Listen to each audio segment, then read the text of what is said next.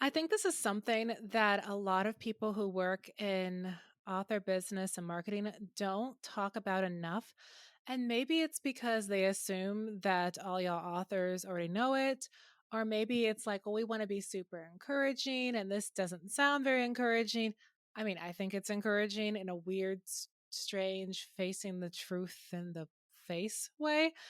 But it's something that's really vital to understand if you are really looking at going into this author life as any kind of career, part time or full time, supplementary income, or all of your income, those are valid. But if you're looking at doing that, if you're looking at going into this and saying, okay, I want people who do not know me personally to pick up my book, buy it with their money, and read it, and then, Lord willing, enjoy it and maybe leave a review, then it's something you really have to really think about and just stare straight on and say, you know what?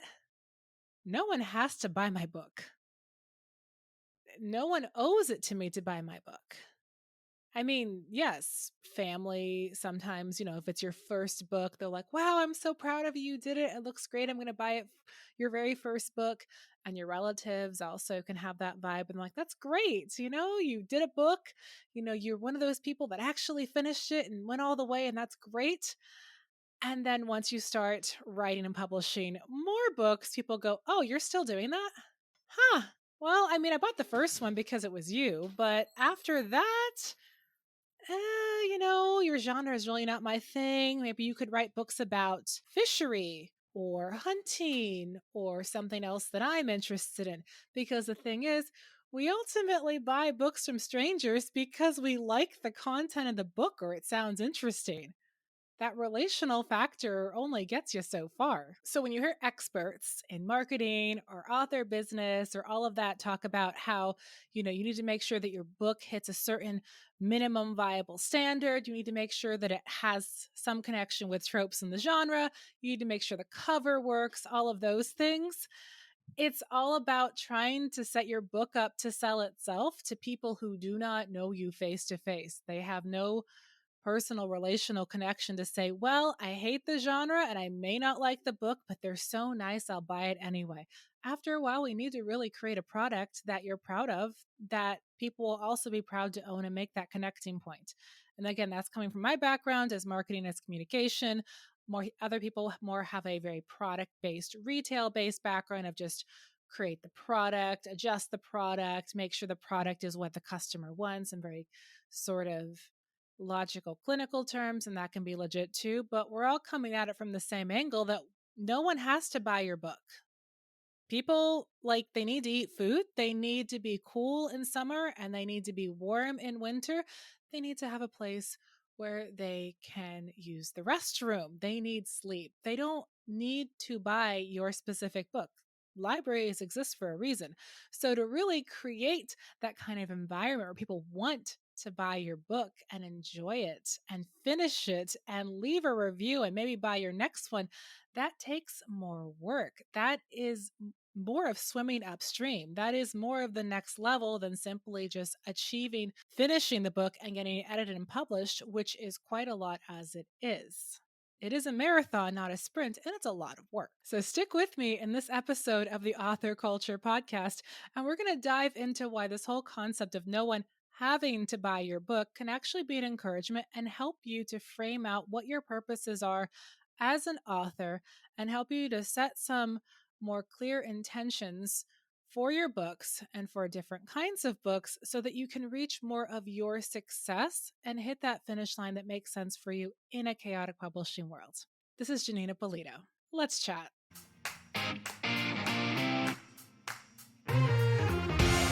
And welcome back to the Author Culture Podcast, where we're all about helping ambitious science fiction and fantasy authors just like you achieve your unique success in a chaotic publishing world. Enjoy the journey and still like science fiction and fantasy because they're cool genres. We're all about helping you to do things that flow with your life season and create an author life and a system and a career that makes sense for you and where you're at. And real quick, if you haven't already, do make sure that you hit that subscribe button on YouTube or that you're subscribed on your favorite podcast platform, on the Author Culture Substack, on the Janeen Ippolito Substack, so that you never miss an episode and that you stay notified when all the cool stuff is coming your way. And now into that wonderful bit of encouragement in this episode, which is called No One Has to Buy Your Book. I know, friends, it can seem like, gee, thanks. That's just what I needed to hear. Just kick me while I'm down, Janeen. But the thing is, something that can seem really discouraging can be encouraging if you understand what you're facing. If you understand that, yes, it's hard and that's just the way it goes. And there are some authors who naturally, intuitively understand how to write those books that connect with readers' felt needs, that give them the takeaways they want. The author loves the books, the reader loves the books, and so their books tend to seem to sell more effortlessly. But even those authors still have to put in the work to finish the book, to go through those passes where you're literally just removing overused words, to go through those sections and scrutinize them and say, hey, that's not being written very clearly, and I need to fix that. Everyone has to go through those brand relaunches, cover redesigns, ups and downs of sales rankings, trying to get your ads to work and direct people to your direct sales store if that's what you're doing, submitting your books to promos.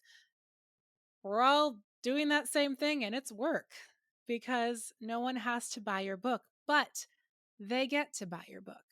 And what you want to do with marketing and what you want to do with that communication is you want to take readers from that place of, I don't have to buy this, to, yeah, I know, but I get to, and I really want to, and this makes me happy, and I'm going to do it. Yes, please, and thank you. And I'm speaking as someone that I grew up blue collar and I still think pretty frugally. My husband is full time ministry and missions. So when I'm thinking about what I am doing and, how my books are profiting, etc., I'm not coming at this from a place that I can just do whatever I feel like because money isn't an issue. I mean, that's just not where I am. And considering what my husband and I feel called to, it's probably not where I'm going to be. And that is okay. But it also means that I understand going into a store and going, hey, do I like that? I don't have to buy that. I don't need to buy that either. I really don't need to buy that. And hey, right now with inflation and everything, I know a lot of you out there are having to make those choices a lot more of, oh, I don't need to buy that. Oh, I really don't have to buy that. And even if you wanted to, that extra liquid income isn't there. And so when you think about that in terms of readers. You want to position your book in such a way to a certain readership that says, oh, it's not about having to buy. I get to buy it. I get to save up for it. I get to treat myself to it. And you want to bless people with that. You want to use this as a way to say, hey, I am giving you this opportunity to purchase something that is good, that is quality, that is going to help you, or that is going to make your day a bit brighter, that's going to take you on a fantastic adventure, that's going to fill a need you have in terms of, bringing you some joy or some excitement or some well needed, terrifying adrenaline thrills. Or in the nonfiction section, something that's going to be practical and fill a need for knowledge or information or education. Yes, this is the reason why, in some ways, selling nonfiction is easier because nonfiction is often targeted towards immediate felt needs. And so people who may not buy a fiction book, especially in paperback, because they're like, oh, I don't have to, will say, no, I have to buy that paperback. And you can think about this with yourself. Like you might have bought author resources where you're like, well, no, I need to buy this in paperback because I need to get better at this so I can grow my author career. I have to buy this in paperback. Oh, but I don't have to buy that paperback fiction book. See what I mean? Getting from the I get to or I have to from the, oh, I don't really have to, not right now. Sorry, not my thing. Check in the library, etc. And I love libraries. I highly recommend you go to the library, make friends with the librarian, see if you can build that relationship with them. Maybe they'll be interested in your books. Maybe people can request your books to the library. That is great. When we're thinking about selling your books to people who want them, and you're like, oh, I don't want to be salesy. I don't want to be this. I don't want to be that. I say, hold back. What you're trying to do is take people from a place where they don't have to buy your book because they don't have to buy your book. No one has to buy a book to survive. So you want to engage with people's place where it's not about, I don't have to or I can't. And instead, I get to, I want to. That's interesting. I'm going to save up for that. I am going to anticipate this book launch because I want to read it when it goes into KU. I want to do that pre-order. I want to get that deal. This is going to be a great read and I want to splurge. I want to save up. I want to indulge in this book in some way, or I want to be edified by this. That's where you can get with more of the clean reads or the overtly good message reads, which is totally legit.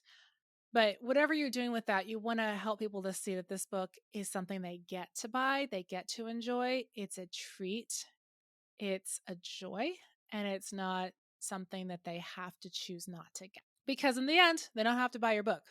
They really don't. There are so many books out there and they don't have to buy any of them. There is no immediate need here. So when you're thinking about marketing your book, and this is very much where I come from as a Christian, I want to put out books that are going to be excellent. I want to put out books that people say, wow, this is well made. I understand who it's for. I think it's for me. I'm going to buy it. I'm going to enjoy it.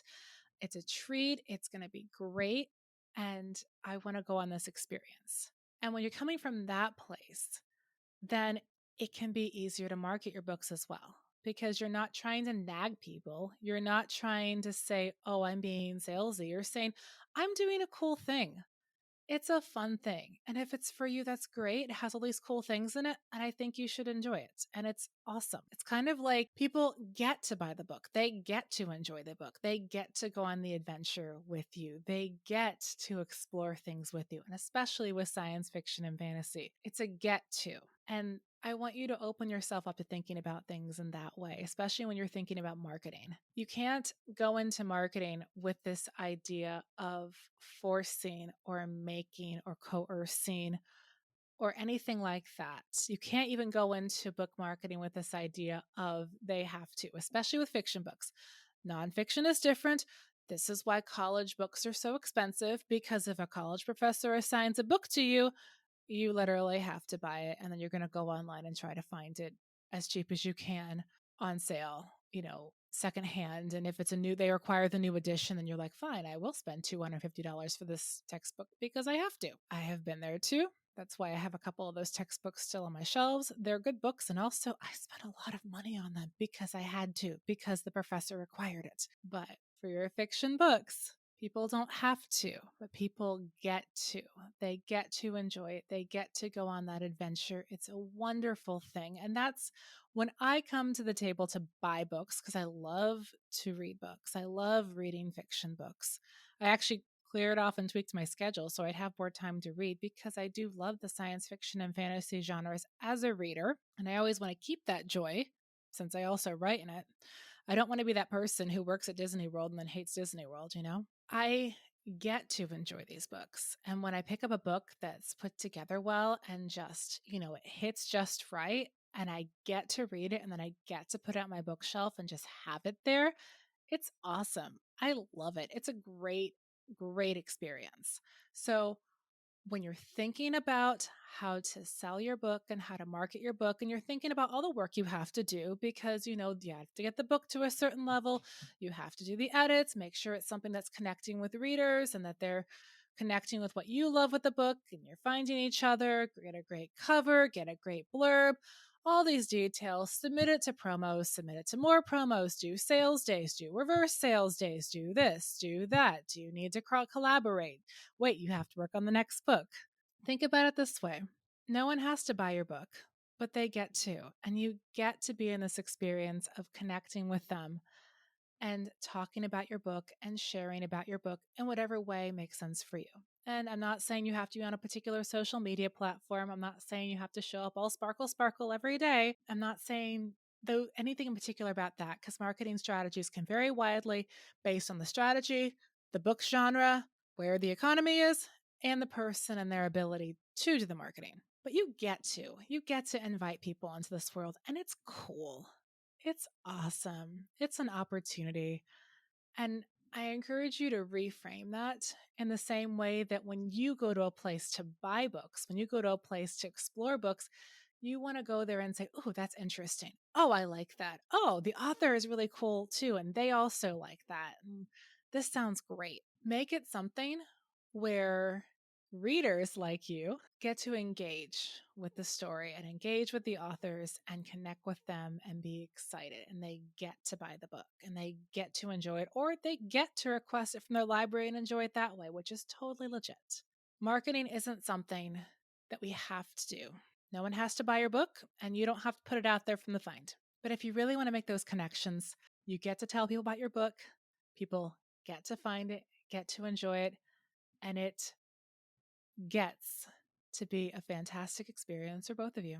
Thank you so much for hanging out with me today at the Author Culture Podcast. If you're looking for more encouragement, do make sure that you check out my video about how to win even when you don't win the things, and my other video on when it makes sense to give up and when it makes sense to dive in and do the next hard thing. I am all about making sure that you have the tips, tricks, and encouragement you need to make it to your finish line. Now go forth and be awesome.